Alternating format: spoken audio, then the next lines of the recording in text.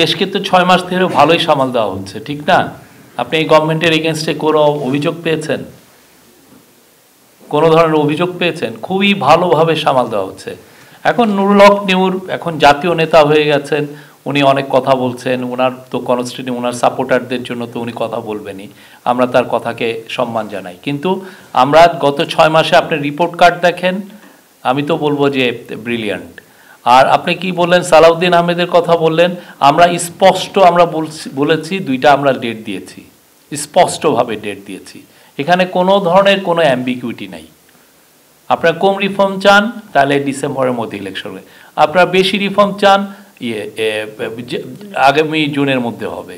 এর বাইরে তো আমাদের আর কি বলবো, এটা আমার মনে হয় এটা নিয়ে 133তম বার আমি এটা বললাম। হ্যাঁ, তো এইটা তো না। আর আপনি কি বলছিলেন আর একটা জন্য? হ্যাঁ, ভিসা সংক্রান্ত বিষয়, আমার ইউএইটা বিষয়টা আমি জানি না। ইন্ডিয়া তো বলছে যে তারা আস্তে আস্তে ভিসা বাড়াচ্ছে। তারা আমাদের বিক্রম মিস্ত্রি যখন এসেছিলেন তারা বলেছিলেন যে এটা সংখ্যা বাড়াচ্ছে। ইউএইটা আসলে সত্যি 5ই অগাস্টের পরে হয়েছে কিনা আমি আই এম নট শিওর।